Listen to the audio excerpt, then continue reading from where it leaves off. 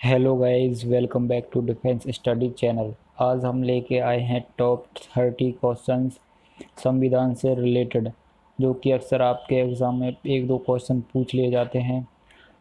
हमारा पहला क्वेश्चन है, भारतीय संविधान सभा ने भारतीय राष्ट्रीय ध्वज की रूपरेखा को अंगीकरण किया। तो ये आपका 22 जुलाई 1947 को हमने भारतीय राष्ट्रीय ध्वज तिरंगा अपनाया था।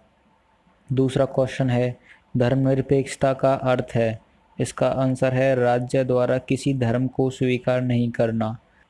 तीसरा क्वेश्चन है, संविधान सभा के गठन का प्रस्ताव किस योजना में किया गया था। तो ये आपका कैबिनेट मिशन के अंतर्गत किया गया था। चौथा क्वेश्चन है, क्या मुस्लिम लीग ने संविधान सभा के निर्वाचन में भाग लिया था। तो इसका उत्तर है हाँ। पांचवा क्वेश्चन है, संविधान सभा के संवैधानिक सलाहकार कौन थे। तो ये आपका वेनेगल नरसिंह राव थे, जिसको शॉर्ट में बोल देते हैं WC राव, याद रखना। छठा क्वेश्चन है, संविधान सभा के अस्थायी अध्यक्ष कौन थे। तो ये आपका सच्चिदानंद सिन्हा थे, ठीक है। और इनके स्थायी अध्यक्ष कौन थे, ये थे आपके डॉक्टर राजेंद्र प्रसाद, ठीक है। स्थायी अध्यक्ष पूछे तो डॉक्टर राजेंद्र प्रसाद, याद रखना। सातवां क्वेश्चन है, भारतीय संविधान सभा की प्रथम बैठक कब हुई थी। तो ये आपका 9 दिसंबर 1946 को हुई थी, याद रखना।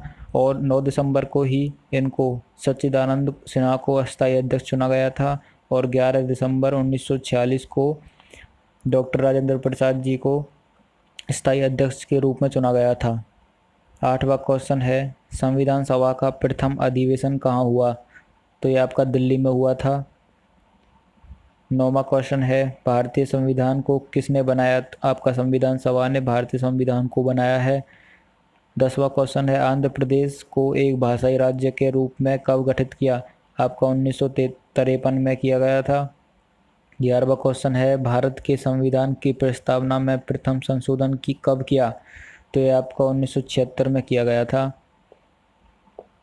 12वां क्वेश्चन है, भारत का संविधान पूर्ण रूप से कब तैयार हुआ। तो ये आपका 26 नवंबर 1949 को पूर्ण रूप से तैयार हुआ था। और लागू कब हुआ था। तो ये आपका 26 जनवरी 1950 को पूर्णतः लागू किया गया था, ठीक है, याद रखना। 13वां क्वेश्चन है, मौलिक अधिकार संविधान में किस भाग में वर्णित हैं। तो ये आपका भाग 3 में वर्णित हैं। और पूछ लिया जाए कि नागरिकता संविधान के किस भाग में है। तो ये आपका भाग 2 में आ जाएगा, ठीक है, भाग 2 में। अगर क्वेश्चन अच्छे लग रहे हो तो वीडियो को लाइक करना। 14वां क्वेश्चन है, कौन किस राज्य के क्षेत्र को घटाया बढ़ा सकता है। तो ये आपका संसद कर सकती है ये काम। 15वां क्वेश्चन है, भारतीय संविधान कैसा है। तो ये आपका कठोर और लचीला है। इसका मतलब है कठोर कि जिसमें कुछ भाग ऐसे हैं जिनमें हम परिवर्तन नहीं कर सकते, और लचीले का मतलब है कुछ भाग ऐसे हैं जिनमें हम परिवर्तन कर सकते हैं संविधान में, ठीक है। 16वां क्वेश्चन है, भारतीय संविधान के अंतर्गत मूल अधिकारों का संरक्षक कौन है। तो ये आपका न्यायपालिका है। शोषण के विरुद्ध अधिकार किस अनुच्छेद में दिया गया है। तो यह आपका अनुच्छेद 23 में दिया गया है।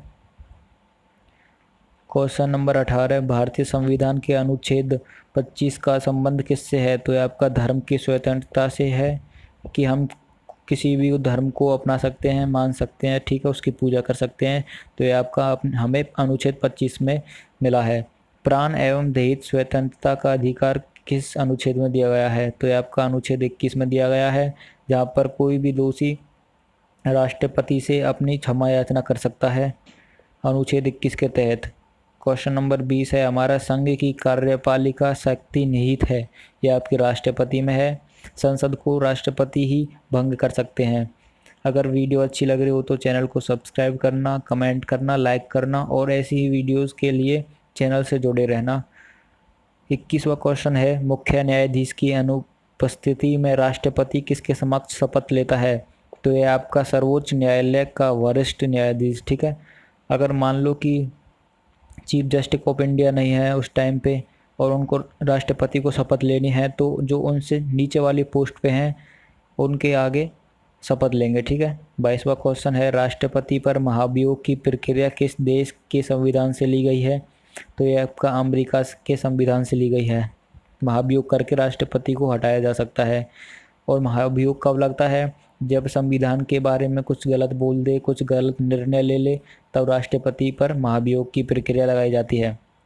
23वां क्वेश्चन है, वित्त बिल के लिए किसकी पूर्ण स्वीकृति आवश्यक है? तो ये आपका भारत के राष्ट्रपति के द्वारा। राष्ट्रपति का पद खाली होने की दशा में चुनाव हो जाना चाहिए, तो आपका 6 महीने में। अगर मान लो राष्ट्रपति जी का पद खाली है तो उसके 6 महीने के अंतर्गत राष्ट्रपति चुनाव होने चाहिए। ठीक है।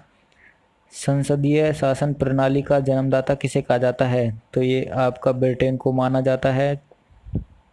26वां क्वेश्चन है, उपराष्ट्रपति का अपना त्यागपत्र किसे संबोधित करता है? ये आपका राष्ट्रपति जी को अपना त्यागपत्र संबोधित करता है। 27वां क्वेश्चन है, उपराष्ट्रपति पद पर निर्वाचन के लिए न्यूनतम आयु होनी चाहिए, मतलब कि 35 वर्ष। उपराष्ट्रपति बनने के लिए 35 वर्ष आवश्यक होनी चाहिए आयु, और राष्ट्रपति के लिए भी अपने 35 वर्ष होनी चाहिए। नेक्स्ट क्वेश्चन है 28वां, भारत का राष्ट्रपति किसके द्वारा हटाया जा सकता है? ये आपका संसद के द्वारा हटाया जाएगा। महाभियोग की प्रक्रिया लगाएंगे तब।